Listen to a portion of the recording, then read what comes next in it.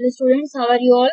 I hope everybody is fine and doing practice in your summer break and enjoying also. Chaliye. Today we will start with the chapter 2, which is inverse trigonometric functions. We already covered chapter 1, relation functions. In part 2, in two parts rather. In first part we did the relations and second part we did the functions. I hope you have practiced all the functions. चलिए आज बात करते हैं chapter 2, inverse trigonometric functions. As you can see, I have made some graphs also. कुछ इधर graph बने हुए हैं आपके पास. We'll have to do some recap. Now what is that recap? Some recap we need to do कि भाई होता क्या है इनवर्स का, कैसे आएगा, कैसे नहीं आएगा. So just moving to the recap first of all. Now as you can see, inverse of a function. अब बात करते हैं पहले इनवर्स का मतलब क्या होता है. देखिए recap. चलिए यहाँ पे I have written all the concepts like first of all. In the previous chapter you learned about क्या bijection होता है क्या है. इसको थोड़ा सा ब्रीफ में समझ लेते हैं. What we have studied in relations functions कि suppose हमारे पास एक फंक्शन होता है, like एक सेट होता है A तो एक होता है B. If there is a mapping defined from A to B, if a mapping defined from A to B, like function is defined from A to B, and another mapping is defined B to A now. This is called suppose G, and there next is from B to A, where the function G is defined. लेकिन ये define करने के लिए ना we need two conditions. We need two conditions. क्या क्या? It should be 1 1 function. अब कौन सा होना चाहिए 1 1? The function जो आपने f लिया ना, it should be 1 1 and on 2 also. तो अगर ये 1 1 और on 2 है, तो हम उस टर्म को बोलते हैं बाइजेक्शन. कि फंक्शन क्या है हमारा बाइजेक्टिव है. फंक्शन हमारा क्या है बाइजेक्टिव है. और फंक्शन अगर बाइजेक्टिव है, तभी उसका इनवर्स क्या करता है?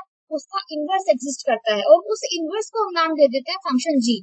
तो f inverse is nothing but the name we give is at g. अब जी कहाँ से मॉडिफाइड इनवर्स कहाँ से इनवर्स का मतलब होता है उल्टा.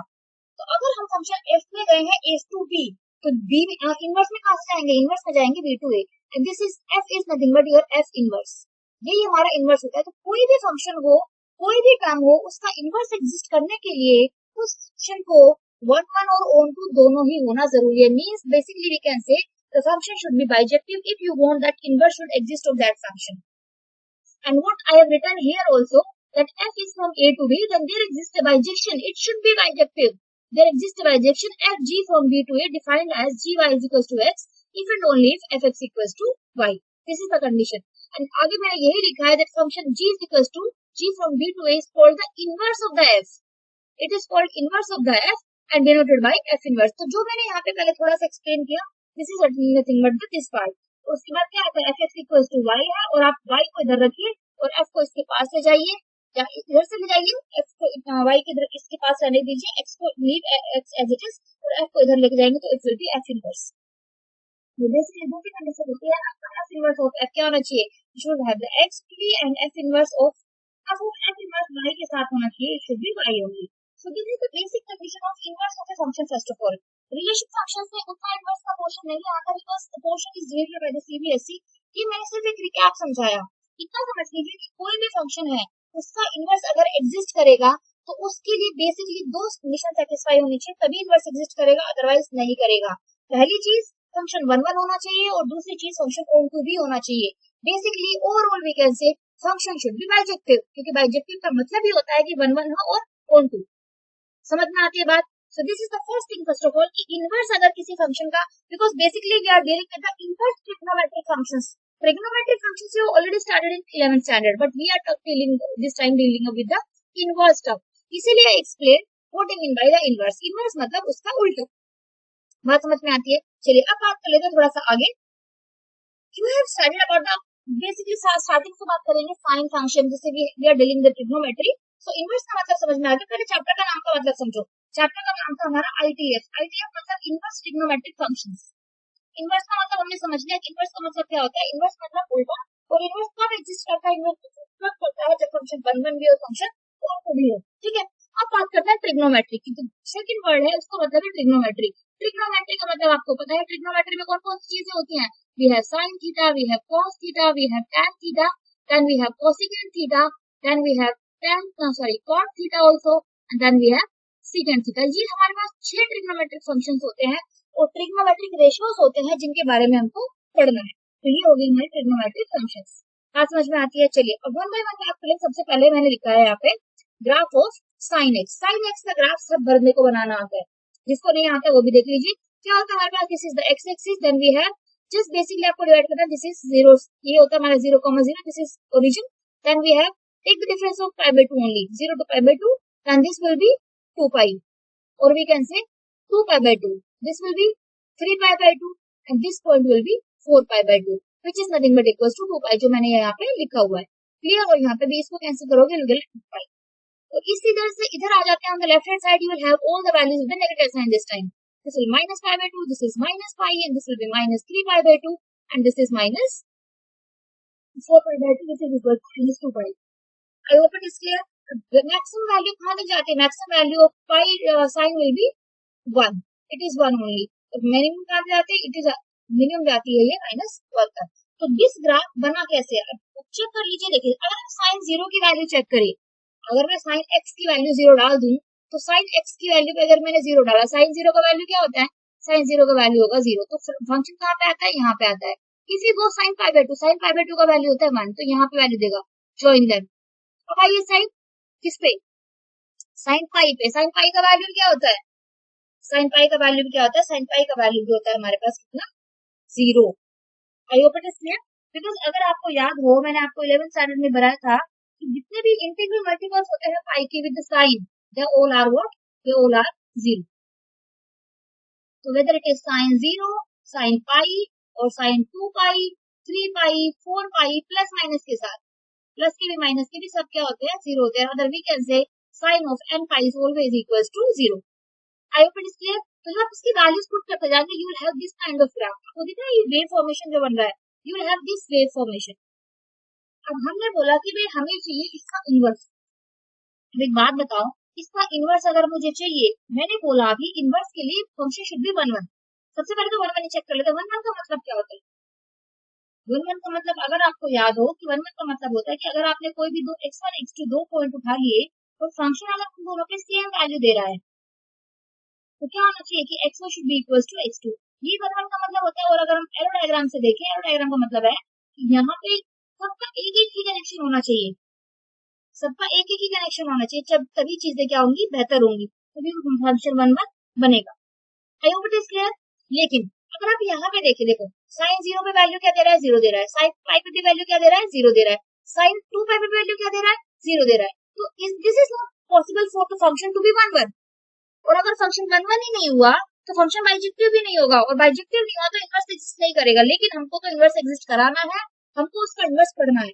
What we need to do, मैंने क्या करूंगी, देखिए फंक्शन यहाँ पे था, पहले यहाँ पे आ जाते नीचे से, फंक्शन यहाँ पे था, यहाँ से ऊपर गया और फिर ये देखो पहले फंक्शन यहाँ से इंक्रीज हुआ, ये ऐसे ऐसे ऐसा गया, ठीक है। और फिर क्या हुआ, फंक्शन वापस उसी तरीके से वेव फॉर्मेशन उसने बनाना शुरू कर दिया। देखो यहाँ से ऊपर ऊपर ऊपर, और फिर यहाँ से फंक्शन ने क्या करना शुरू कर दिया, फिर से हुई। तो अगर मैं अपने फंक्शन को, क्योंकि फंक्शन यहीं पे दोबारा वैल्यू रिपीट कर रहा है ना, मैं रिपीट को छोड़ देती हूँ, लीव दैट रिपीटिशन। अगर मैं फंक्शन के डोमेन को यहाँ से लेके और यहाँ, अगर मैं सिर्फ इतना इसको रिस्ट्रिक्ट कर दूं, बाकी जो पॉइंट्स बच गए, ये सब जो बच गया बार वाला, उससे मुझे भी कोई मतलब नहीं फिलहाल। तो मैंने क्या किया, फंक्शन को माइनस पाई बाय 2 से लेके और पाई बाय 2 के बीच में क्या कर दिया, रिस्ट्रिक्ट कर दिया। उस रिस्ट्रिक्शन से क्या हुआ कि जो मुझे वैल्यूज एक्स्ट्रा मिल रही थी ना, उसी पॉइंट पे बार बार जो सेम वैल्यूज आ रही थी, वो मुझे अब नहीं मिल रही। अब अगर आप देखो, हर एक यूनिक पॉइंट पे एक अलग वैल्यू मिल रही है, कहीं पे भी फंक्शन रिपीट वैल्यू नहीं दे रहा है। कैन यू सी, कहीं पे वैल्यू रिपीटेशन में नहीं आएगी। So what I have done here, I have restricted my domain from minus pi by 2 से लेके पाई बाय 2, ठीक है। सो मैंने कहां से कहां किया, माइनस पाई बाय 2 से लेके मैंने पाई बाय 2 अपने डोमेन को क्या कर दिया, रिस्ट्रिक्शन दे दी। क्लियर है बात। तो अब क्या हुआ, रिस्ट्रिक्शन देने के बाद अब फंक्शन क्या हो जाएगा, it will B 1 1, it will B 1 1 also, it will be on to all sides, function will be bijective and hence inverse will exist। कि हमने क्यों किया ऐसा, किया क्योंकि अगर हम आगे ले रहे थे तो वैल्यूज बार बार रिपीट हो रही थी, and which is not a good sign for the function to be 1 1। अब यहाँ पे देखिए ध्यान से इसको, यहाँ पे पूरा ग्राफ का ग्राफ मैंने यहाँ पे बनाया, साइन, सॉरी यहाँ पे एक्स आएगा, साइन एक्स का एंड इसका इनवर्स क्या है, देखो माइनस पाई बाय 2 से 0 और ये पाई बाय 2 से 0। तो अब जो ग्राफ बनाएंगे, दिस वाज द ग्राफ इस तरह का, ये है हमारा इसका साइन एक्स का ग्राफ। इसका इनवर्स बनाने के लिए, ठीक है, देखो यहाँ पे फंक्शन 1 1 भी है, क्योंकि रिस्ट्रिक्शन हो गई। अब फंक्शन अगर आप देखो तो फंक्शन कहाँ से कहाँ है, साइन एक्स, अगर मैं ऊपर इसी वाले की बात करूं, साइन एक्स कहाँ से कहाँ है, साइन एक्स की वैल्यू मैंने डाली -π/2 से π/2, और -π/2 की वैल्यू क्या देता है, ये -1 देता है, और 1 π/2 पे क्या देता है, 1 देता है। तो ये वैल्यू है मिनिमम और ये वैल्यू है मैक्सिमम। मतलब मिनिमम वैल्यू अटेन कर रहा है कहाँ पे, -π/2 पे विच इज इक्वल टू -1, और मैक्सिमम कर रहा है π/2 पे which is equal to 1। Clear बात। चलिए ये तो हो गया। अब साइन एक्स की अगर बात करें तो ये हुआ इसका डोमेन, तो जो आंसर हमारा आया ये हुई इसकी रेंज।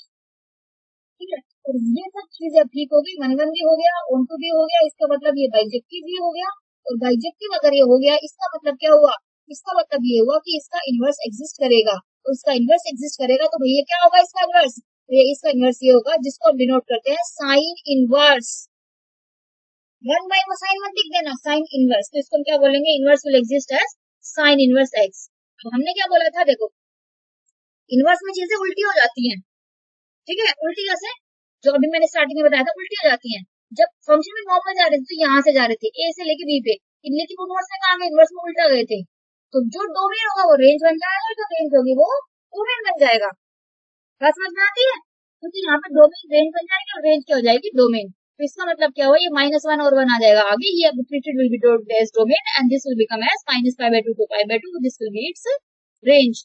और basically what we can say, ये देखो ये x था ये y था, सिर्फ एक्सिस को चेंज कर दो, x को y बना दो, y को x बना दो, सिर्फ एक्सिस को चेंज कर दो। देखो जो -1 0 ऊपर थी ना वैल्यूज y एक्सिस पे, अब इनको x पे ले आओ, और जो π/2 वगैरह इस पे थी x पे, उनको ऊपर ले जाओ। तो देखो ये ग्राफ बनेगा फिर तुम्हारा, फिर आप किस पे लोगे, आप लोगे साइन इनवर्स -1। साइन इनवर्स -1 कहाँ देखता है बेटा, -π/2 पे देता है। तो देखो -1 कहाँ है, ये रहा -1, और π/2 कहाँ है माइनस का, ये रहा। तो यहाँ पे वैल्यू आएगी ये वाली। फिर साइन 0 पे देखेंगे, साइन 0 पे तो 0 देगा, फिर साइन 1 पे देखेंगे, 1 कितने पे देगा, π/2 देगा, और फिर इनको ज्वाइन कर दीजिए, you will get the graph of sine inverse x.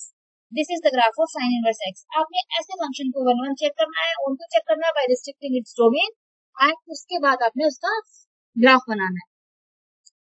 Sometimes they ask for the graph, sometimes they don't ask, कई बार डोमेन पूछ लेते हैं, रेंज पूछ लेते हैं, तो वो आपको पता होना चाहिए। ठीक है, अब ये जो वैल्यू आई -π/2 से लेके π/2, अगर आप देखो यहाँ पे कहीं पे भी वैल्यू क्या हो रही है, रिपीट नहीं हो रही, कहीं पे भी रिपीट नहीं होती, तो इसी चीज को हम बोलते हैं इसकी प्रिंसिपल वैल्यू ब्रांच। क्या बोलते हैं इसको, प्रिंसिपल वैल्यू ब्रांच, कि हमको जो वैल्यूज मिलेंगी सब इसी में से मिलेंगी, अगर इसके बाहर जाते हैं तो हम जो वैल्यूज है वो रिपीट होंगी, हमें कभी भी जो वैल्यूज निकालनी है वो इसके बाहर नहीं आनी चाहिए। This is called -π/2 to π/2, this is called your principal value branch of sin inverse x। समझ में आई बात, कि जो इसका आपने जो रिस्ट्रिक्शंस दे दी, मैक्सिमम उतनी ही वैल्यू जा सकती है और मिनिमम उतनी ही जा सकती है, वही उसके बीच के जो उतना ही पोर्शन रहा उसको हम बोलेंगे अपना प्रिंसिपल वैल्यू ब्रांच। कई बुक्स में आपको सिर्फ पीवी लिखता है कि what is PV, PV is nothing but the principal value. I hope it is clear कि साइन एक्स का ग्राफ कैसे बनेगा, फिर साइन इनवर्स का ग्राफ कैसे बनेगा। और एक चीज होकर अगर मैं आपको बताऊं, अगर आप इस ग्राफ को देखो साइन इनवर्स का ग्राफ बन कैसे रहा है, it is something like this, और ये कैसे बन रहा है, it is something like this. तो अगर आप देखो दिस इज कहीं ना कहीं ये एक मिरर इमेज बन रही है एक दूसरे की, दिख रहा है आपको, कहीं ना कहीं ये एक मिरर इमेज है, दिख रहा है। So this is the sine x का और ये है साइन इनवर्स का, and they are nothing but the mirror image of each other. और ये तो साइन इनवर्स में ये सारे फंक्शंस में होल्ड करता है, ये सारे फंक्शंस को होल्ड करेगा, cos में भी करेगा, tan में भी करेगा, secant, cot, cosecant सब में करेगा। तो एक दो ऑब्जर्वेशन यहाँ से छोटी सी, कि जो मिनिमम और मैक्सिमम वैल्यू होती है साइन इनवर्स की, कहाँ कहाँ पे होती है, मैंने अभी बताई थी -π/2 पे मिनिमम, और मैक्सिमम किस पे होगी, π/2 पे, क्योंकि जो इंटरवल है वो -π/2 से लेके π/2 पे डिफाइन है, and we are taking the closed one, तो इनको भी हम इंक्लूड करेंगे। आई बात समझ में। और दूसरी बात वही चीज कि साइन इनवर्स अटेन कहाँ करता है, maximum minimum value, minimum value कितने अटेन करता है, -1 पे अटेन करता है, और ये वाली कितने पे अटेन करता है, ये +1 पे अटेन करता है। तो these are the simple two observations that can be asked you one वहां पर। ठीक है, अब याद रखना बस कि जब साइन एक्स का होगा तो उसके साथ क्या आएगा, उसके साथ क्या आएगा, उसके साथ एंगल डिफाइन होगा। ठीक है, लेकिन अगर साइन इनवर्स आ रहा है तो उसके साथ एंगल डिफाइन होगा, उसके बाद एक नंबर डिफाइन होगा, जैसे -1 हुआ, -1/2 हुआ, 1/2 हुआ, √3/2 हुआ, तो साइन इनवर्स के साथ ये डिफाइन होंगे, और आंसर इसका आएगा एंगल्स में। ठीक है। लेकिन जब साइन एक्स की बात करते हैं तो साथ में आता है एंगल, और आंसर जो आता है वो आता है नंबर्स में। तो ये छोटी छोटी चीज है जो याद रखने वाली बात है आपको। साइन इनवर्स के साथ हमेशा नंबर आएगा और आंसर आएगा एंगल्स में इन टर्म्स ऑफ रेडियंस। लेकिन जब साइन की बात करते हैं, सिर्फ साइन की, तो एंगल के साथ इसके साथ अटैच होता है और आंसर एक नंबर में आता है। लाइक साइन 90 अगर हम बात करें तो साइन 90 एक एंगल हो गया और आंसर कितना है 1, तो 1 हमारा एक नंबर हो गया। तो साइन के साथ हमेशा एंगल डिफाइन होगा और आंसर नंबर में आएगा, और साइन इनवर्स के साथ हमेशा नंबर डिफाइन होगा और एंगल किसमें आएगा, आंसर आपका एंगल्स में आएगा। आई होप इट इज क्लियर। चलिए इसी तरीके से एक बार कॉस का भी कहा, मैं साइन और कॉस को बताऊंगी, बाकी आप प्रैक्टिस करिए, बनाइए। कोई भी डाउट आता है यू कैन टेल मी। बात करते हैं कॉस की। अगर ऐसे ही कॉस की बात करें, जैसे सपोज 0,0 ओरिजिन की बात कर लेते हैं, this is your π/2, again this value is pi and this is again sorry this is π/2, this is your 3π/2 and this is your 4π/2। ठीक है। फिर से अगर आप इसमें देखें, इधर नेगेटिव हो जाएगा लेफ्ट में। अब देखो सारी फिर से वही क्लियर है। cos 0 की अगर बात करते हैं, cos 0 will be 1, cos π/2 0, cos pi it's -1, cos 3π/2 0। अब बोलोगे 0 कैसे हुआ? cos के साथ जितने भी ओड मल्टीपल्स ऑफ π/2 होंगे, रिमेंबर दिस, क्या होंगे? cos के साथ जितने भी आपके क्या होंगे, ओड मल्टीपल्स होंगे π/2 के, वो सब क्या होंगे? 0। ठीक है। तो यहाँ पे देख लो π/2 हुआ, 3π/2 हुआ, 5/2, 5π/2, 7π/2, 9π/2, 11π/2, all the odd multiples of π/2, तो सबकी वैल्यू क्या हो जाएगी यहाँ पे? 0 हो जाएगी। आई होप इट इज क्लियर। चलिए अब फिर से आप यहाँ से अगर देखें तो यहाँ पे सपोज मैं शुरू करूं, चलिए यहाँ से अगर मैं शुरू करूं तो ग्राफ यहाँ पे आया, यहाँ पे आया, नीचे आया।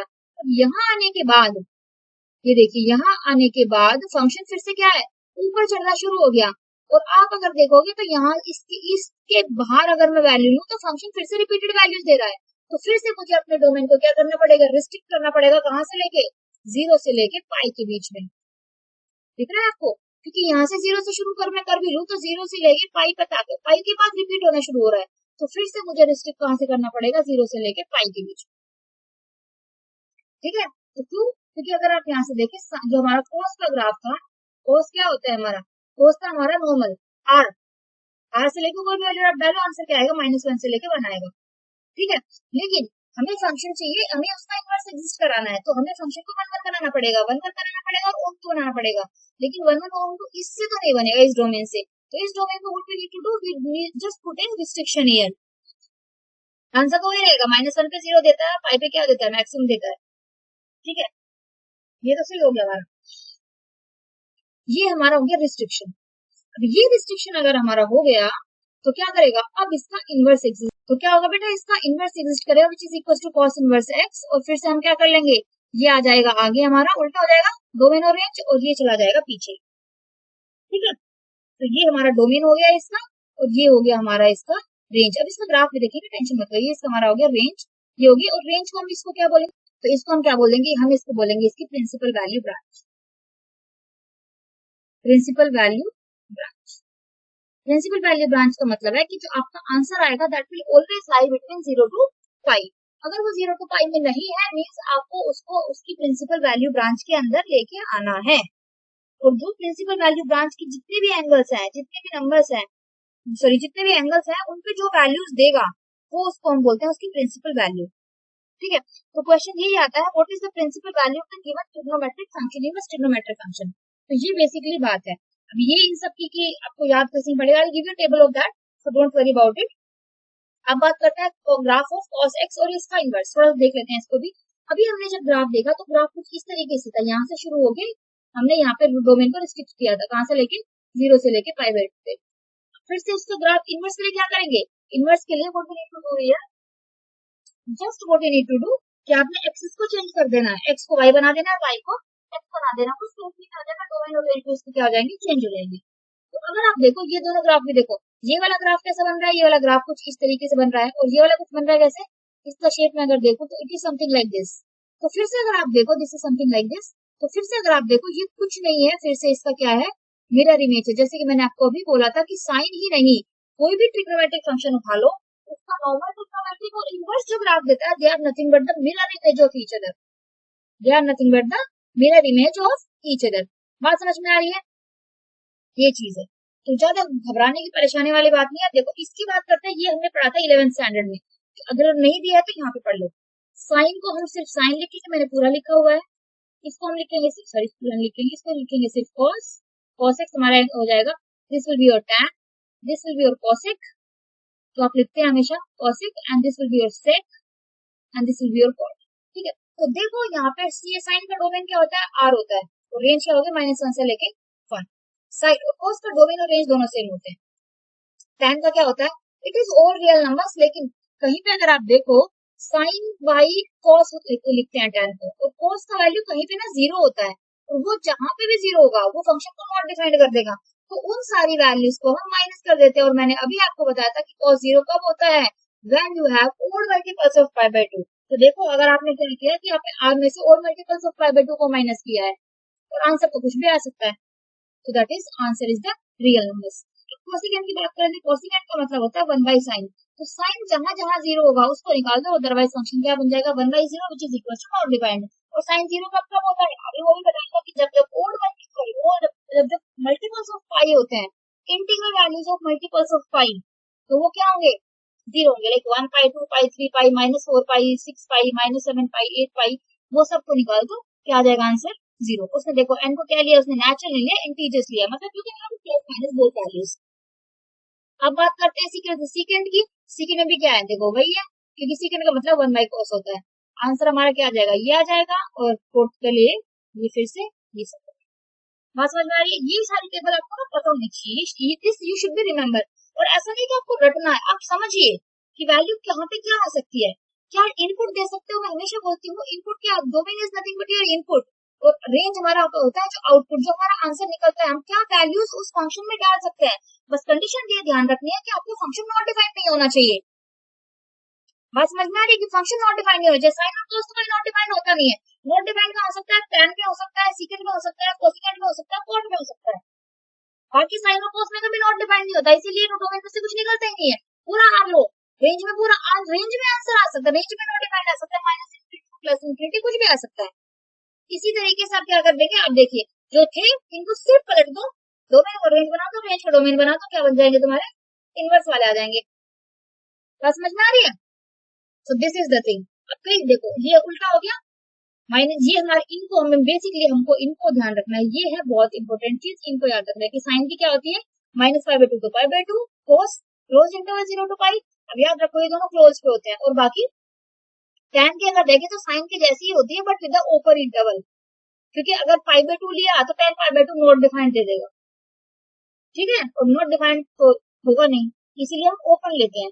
कॉट की बात करते हैं तो कॉट कॉस जैसे होता है, फिर से क्लोज नहीं लेंगे, ओपन लेंगे, क्योंकि फिर से वो क्या दे देगा, नॉट डिफाइंड दे देगा। ठीक है, अब सेकंड में क्या लेंगे, पूरा कॉस लेंगे, लेकिन उस वैल्यू को हटा देंगे जहां पे कॉस क्या होता है, 0 होता है। ठीक है, इसी तरीके से कोसिकेंट में भी साइन पूरा लेंगे, लेकिन क्योंकि साइन तो कोसिकेंट तो क्या 1 बाई साइन ही होता है, तो साइन पूरा लेंगे, लेकिन उसको हटा देंगे जहां पे साइन क्या दे रहा है, 0 दे रहा है। साइन 0 कहाँ देता है, साइन 0 0 देता है बेटा 0 पे। बात समझ में आती है? कुछ दूसरे जैसे डोमेन लिखा है, इसको ऐसे लिखा है, तो इसका मतलब अगर ऐसे लिखा है -∞ to -1, कई बुक्स में अगर ये ऐसे भी लिखा है ना, तो कोई ज्यादा परेशान होने वाली बात नहीं है, वही मतलब है इसका, कि आपने क्या करना है, आपने -1 और 1 के बीच की वैल्यूज को हटा देना। ठीक है, तो अगर ऐसे में लिखा तो डोंट वरी अबाउट इट।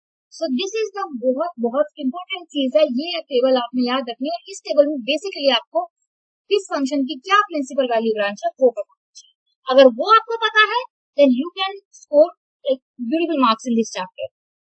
चलिए अब बात करें थोड़े से एग्जांपल्स की, क्योंकि कॉन्सेप्ट तो समझ लिया कि मतलब क्या है, बेसिकली क्या नहीं समझ में आया, रिपीट करिए वीडियो को, दोबारा से रिप्ले करके देखिए, आपको बहुत अच्छे तरीके से चीजें बेहतर तरीके से क्लियर हो जाएगी। और जिसको अभी तक थोड़ा बहुत भी डाउट है, क्वेश्चन में सारा डाउट खत्म हो जाएगा। चलिए, उसने बोला प्रिंसिपल वैल्यूज फाइंड आउट कर ली। सबसे पहले बात कर लेते हैं साइन इनवर्स 1/2 की। साइन इनवर्स 1/2 की वैल्यू मुझे ये बताओ, चलो सपोज मान लिया इसको मैंने, क्या हो गया, एक्स हो गया, एक्स मान लो, let's suppose this is theta, किसी एंगल पे आई होगी ना, चलो आप बोलते थीटा मान लेते हैं, एक्स मानते थीटा मान लेते हैं, क्योंकि ये जो वैल्यू आई है किसी एंगल पे आई होगी, ठीक है। चलिए, तो अगर मैं इसको शिफ्ट करूं इधर, तो this will give me 1/2 is equal to sine theta, देगा कि इनवर्स इधर आके साइन बन जाएगा। जैसे आप कोई भी एक्स को अगर इधर शिफ्ट करते हो तो 1/x हो जाता है ना, इधर ऐसे करते हो तो वही चीज है कि साइन इनवर्स को अगर आपने शिफ्ट किया, it will give me sine theta. चलिए, अब मुझे बताइए कि साइन थीटा का ऐसा कौन सा एंगल है जिसमें वैल्यू 1/2 देता है? कौन से एंगल पे 1/2 देता है? आई थिंक साइन कितना पे? 60 पे? आई थिंक 30 पे होगा। यस, 30 पे देता है, साइन 30 पे।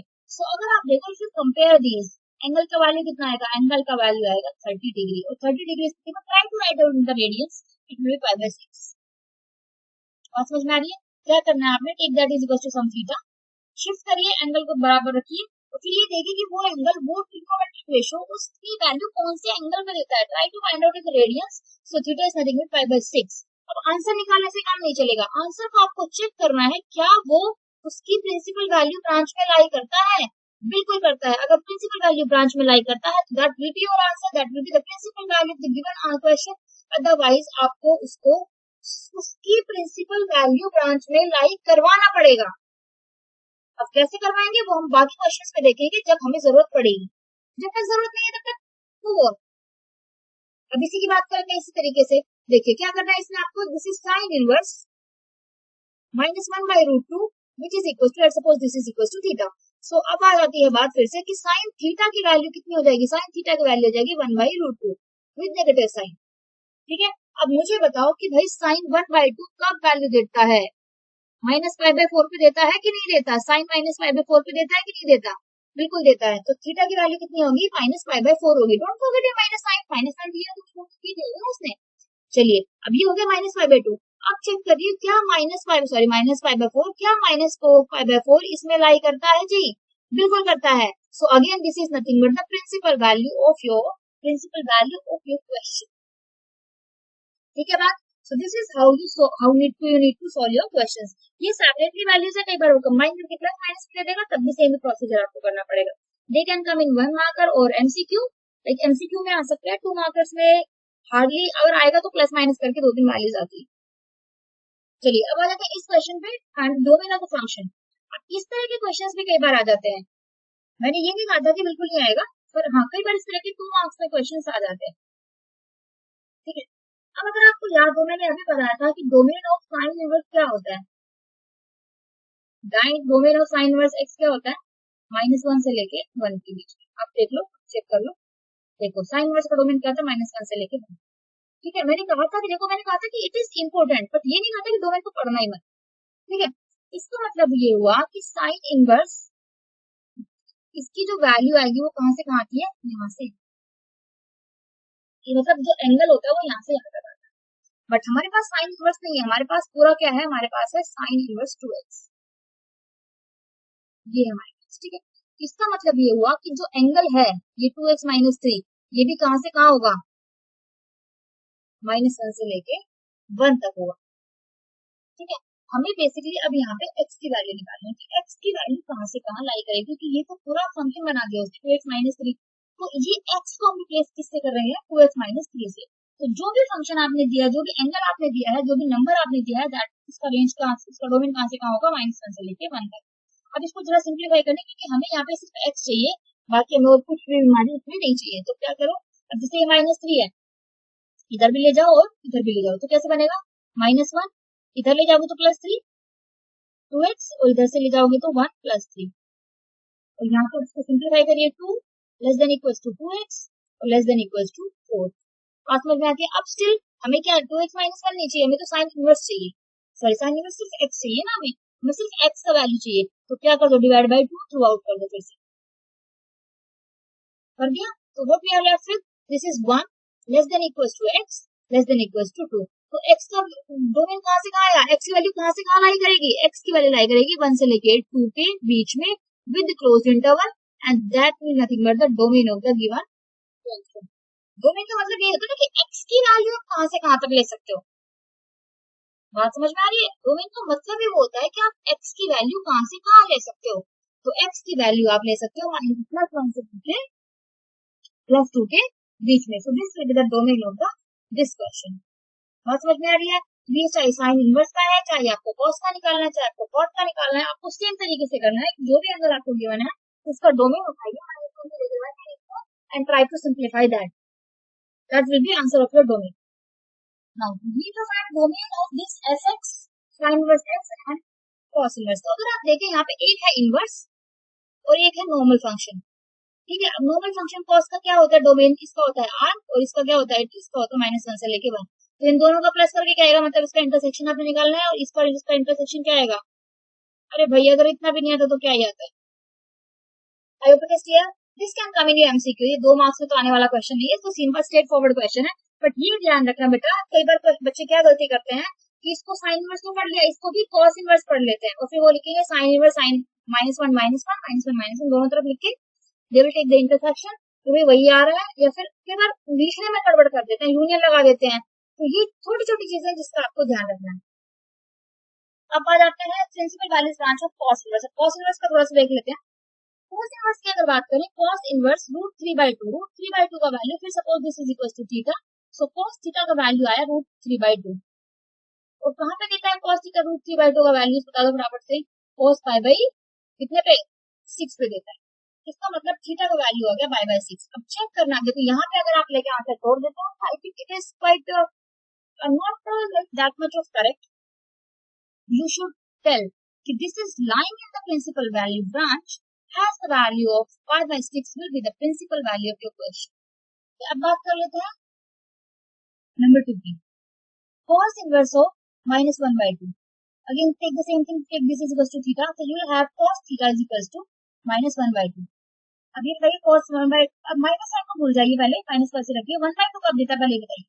देखो √3/2 देता है 30 डिग्री पे, तो ये कितने का देगा, 60 की देगा, और 60 का मतलब होता है cos of pi/3। ठीक है, cos of pi/3 हुआ, इसका मतलब थीटा का वैल्यू कितना आ गया, theta will be -pi/3। Now does this belong to principal value branch of the cos? No, definitely it does not. So अब क्या करने का, अब आपको इसको इसकी प्रिंसिपल वैल्यू ब्रांच में लाई करवाना पड़ेगा। कहां से कहां होती है प्रिंसिपल वैल्यू ब्रांच, 0 से लेके पाई के बीच में, मतलब इसमें आपको लाई करवाना पड़ेगा। ठीक है, अब मैक्सिमम वैल्यू की अगर हम बात भी की जाए, सो मैक्सिमम वैल्यू कितने पे आती है, पाई पे आती है। Pi is the maximum limit of this. तो अब इसमें से क्या करना पड़ेगा, पाई में से हम इसको माइनस कर देंगे, कितने को, पाई/3 को। ठीक है, ये ऑलरेडी माइनस साइन था, लेकिन जैसे ही आपने माइनस किया तो कितना आया, चलो ये तो माइनस हो गया, कितना आया, 2 पाई/3 आया, है ना। अब आप बोलोगे इसका आंसर ये आएगा, अभी भी नहीं कर रहा मैडम, ये तो अभी भी डज नॉट बिलोंग्स टू पाई/2, 0 to पाई है।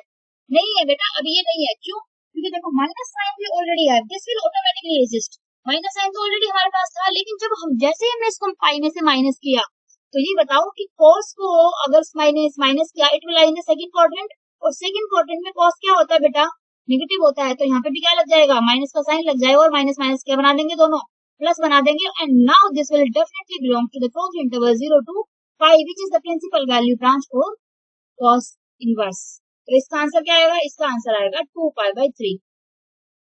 तो cos में जरा ध्यान रखना, जब जब माइनस का एंगल है तो उसको आपने पॉजिटिव बनाना पड़ेगा by subtracting from the upper limit which is your pi. और पाई में आप जब माइनस का साइन रहेगा तो ऑटोमेटिकली एडजस्ट होगा, because when you will subtract from the pi, cos will lie in the second quadrant, और सेकंड क्वाड्रेंट में cos होता है नेगेटिव। बात समझ में आती है। अगर बाकी कोई और फंक्शन के साथ भी आता है तो ध्यान रखना कि वो कौन से क्वाड्रेंट में लाई कर रहा है। ठीक है, उसके बाद माइनस साइन एडजस्ट हो जाएगा ऑटोमेटिकली, कई बार नहीं होगा तो आपको माइनस साइन वहां पे लगाना पड़ेगा। आई hope it is clear. Now move on to the next question. By principal value branch of cos inverse of sin. This type of questions अगर आपके पास आते हैं, देखो तो बहुत सारे ना, साइन पहले cos inverse, फिर sin, फिर cos inverse, start your question from the backward direction. तो लास्ट वाला ब्रैकेट है, पहले उसको सॉल्व करिए। cos inverse 1/2 कब देता है, अभी तो निकाला, देखो cos inverse 1/2 कब देता है, पाई/3 पे। So this will be, बाकी सब क्वेश्चन लिखिए cos inverse of sin of कितना है, पाई/3। Just write down this पाई/3। 60 degree पे 1/2 होता है। अब आगे सॉल्व करिए। अब लास्ट ब्रैकेट क्या होगी, अब ये वाला लास्ट होगी sin पाई/3। sin पाई/3 कितना होता है, sin 60 ना, दिस इज sin 60, और sin 60 का वैल्यू कितना होता है, √3/2, और फिर से cos इनवर्स √3/2 कितना होता है, कौन से एंगल पे देगा बताओ। देखो मैंने बोला था इनवर्स के साथ हमेशा एंगल कितना आएगा, आंसर क्या आएगा, वो किसमें आएगा, एंगल्स में आएगा इनवर्स के साथ। और सिर्फ अगर ट्रिग्नोमेट्रिक फंक्शंस की बात करो तो एंगल के साथ होते हैं, आंसर उनका नंबर्स में आता है। अब इसके साथ तो नंबर है, तो एंगल किसमें आएगा, कितने का होता है ये, 30 डिग्री पे। 30 डिग्री का मतलब होता है पाई/6। This will be the answer of this question. बहुत सिंपल से, आपको थीटा इक्वल लेके करना है वो भी कर सकते, कोई वो नहीं, हार्ड एंड फास्ट रूल नहीं है। अब जैसे इस क्वेश्चन का है, find the domain of the definition, फिर से वही इसमें आपने करना है, किसकी डोमेन निकालना है आपने, cos इनवर्स ऑफ x/-4। अगर आपको याद हो इसका डोमेन भी कहाँ से कहाँ लाई करता है बेटा जी, बता दो जरा फटाफट से। -1 के बीच में करता है कि नहीं करता? बिल्कुल करता है। अब आ जाइए इसको, अब क्या करेंगे, तो ये चीजें शिफ्ट कर दीजिए, इधर जाएगा ये इधर जाएगा। So -1 + 4 less than equal to x square less than equal to 1 + 4। Now we are left with this is 3 less than equals to x square and this is less than equals to 5. Again we want only the 5, तो squaring both side कर दीजिए और squaring throughout कर दीजिए, so it will be square root, sorry rather this is not squaring, this is squaring root, square root, ठीक है। this will give you √3 less than equals to x, this is equals to plus root, plus minus आपने नहीं लेना है, just take the positive value। तो x की value कहाँ से कहाँ होगी, it will be √3 से लेके √5, the closed interval, this will be the domain of your this question। यही सिंपल तरीका है, इससे ज्यादा सिंपल आपको नहीं मिलेगा। ये सिंपल सा तरीका है, जो आपका है उसी में आपको सिर्फ सिंप्लीफिकेशन फाइंड करनी है। चलिए अब बात कर लेते हैं cos इनवर्स cos 7/6। ये क्वेश्चन आपका सीबीएसई क्लास 9 में भी आया हुआ है। अगर हम इसको सीधे से बोलूं मैडम कि cos इनवर्स और cos हट जाएगा और आपके पास वैनिश हो जाके आ जाएगा 7/6। हालांकि ये क्वेश्चन थोड़ा सा प्रॉपर्टी से रिलेटेड है, लेकिन मैंने बता दिया, चलिए देख लेते हैं कैसे। 7/6 में क्या होगा, this belong to 0 to 5। Actually ये क्वेश्चन थोड़ा सा प्रॉपर्टीज का क्वेश्चन मैंने डाल दिया, अभी मैंने प्रॉपर्टीज आपको समझाई नहीं है, प्रॉपर्टीज मैं आपको नेक्स्ट वाली वीडियो में समझाऊंगी। ये कहता है कि cos inverse of cos theta अगर आपके पास है तो आंसर हमेशा थीटा होता है, but the condition is theta should belongs to closed interval 0 to 5, ठीक है। क्या ये लाई करता है बेटा? नहीं करता मैडम जी, नहीं करता। तो क्या करेंगे, इसको इसकी प्रिंसिपल वैल्यू ब्रांच में लेके आएंगे। तो कैसे लाएंगे, कैसे लाएंगे फटाफट बताओ, क्योंकि अगर मैंने पाई में से किया, पाई में से माइनस करूंगी तो 7/6 तो नहीं आएगा, तो मैं 2 पाई में से कर लेती हूँ, क्योंकि घूम के तो वही आना है, 0 से लेके पाई कर सकते हैं, लेकिन इसमें तो नहीं आ रहा ना 7/6। तो वापस आ जाओ, अब एक राउंड जो वापस लेके आओगे तो कितना आएगा, ये पाई हुआ और फिर दोबारा तो कितना हुआ 2 पाई हो गया, तो 2 पाई में से माइनस कर दो, 2 पाई में से क्या माइनस करूँ कि 7/6 आ जाए, वी शुड सब्ट्रैक्ट बस 5/6। सो कितना आया, 7/6 बन रहा है, बिल्कुल बन रहा है, तो कितना आएगा यहाँ पे 5/6। बात समझ में आती है, आप ये लिख दीजिए, कोई इशू नहीं। तो कितना आ जाएगा आपके पास ये 5/6। अब ये देखिए, अब ये इसमें लाई कर रहा है कि नहीं लाई कर रहा। अब आप बोलोगे कि ये तो सेकंड क्वाड्रेंट में लाई करना है, कहाँ लाई कर रहा है, भाई देखो ना 2 पाई तो यहाँ पे आता है, और 2 पाई माइनस करने का मतलब फोर्थ क्वाड्रेंट में लाई करेगा। फोर्थ क्वाड्रेंट में कॉस नेगेटिव होता है कि पॉजिटिव होता है, बता दो फटाफट से। नेगेटिव होता है, बेटा जी बिल्कुल नेगेटिव होता है, पॉजिटिव होता है। So this is the meaning how to solve your questions. ये एक्चुअली क्वेश्चन प्रॉपर्टीज का मैं दोबारा से करा दूंगी आपको। तो इसका आंसर क्या आएगा 5/6। इसी तरीके से ये वाला क्वेश्चन भी किसका है, ये भी इसी का है। चलिए अब आ जाते हैं इस क्वेश्चन पे। इस क्वेश्चन को मैं आपको होमवर्क देती हूँ, आप मुझे इसे बताइए क्या इसका आंसर होगा, कमेंट सेक्शन में करके बताइएगा कि इसका आंसर क्या आ रहा है आपका। देखते हैं कितने लोग कर पाते हैं। वैसे तो मैंने क्वेश्चन क्लास में समझाया हुआ, पर फिर भी एक रिवीजन है, बताइए कैसे होगा। चलिए आगे बात कर लेते हैं। देखिए फिर से साइन इनवर्स -1/2 मैंने कहा था, जिसका ये क्वेश्चन को we can have in 2 marker, ये आपका 2 मार्कर में आ सकता है। अब सीधे से क्वेश्चन है, साइन इनवर्स आपको सेपरेट करना है, सेपरेट कर लीजिए, साथ में करना है, साथ में कर लीजिए।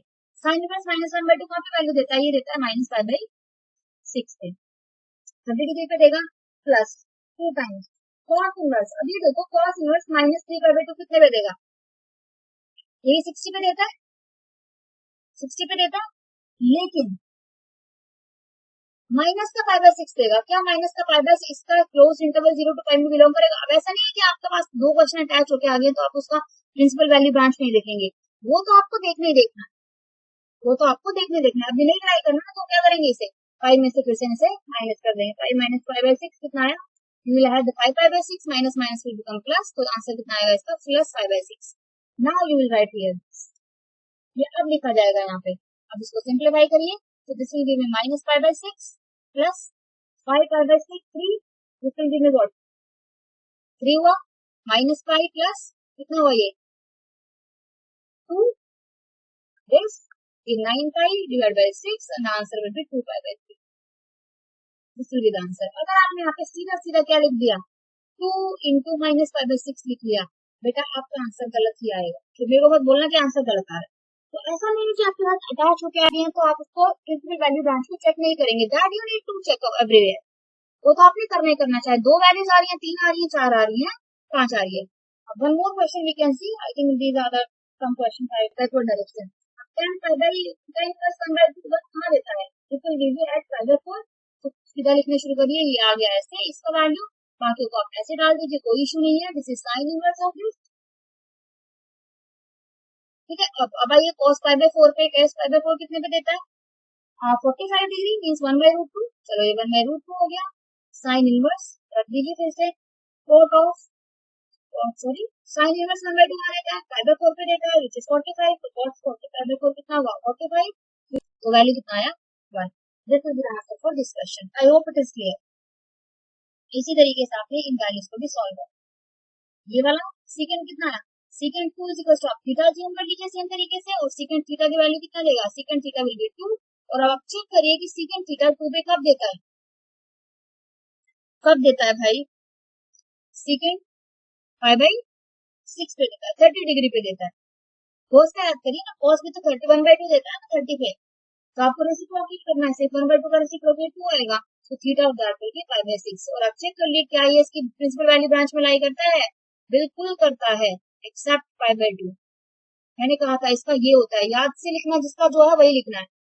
इसकी बैक आ जाइए, secant theta will be equal to minus, सीधा लिख देती हूँ मैं. सो थीटा मुझे बताओ कहाँ पे होगा? ये माइनस कितने पे? 5 by 3 पे होगा.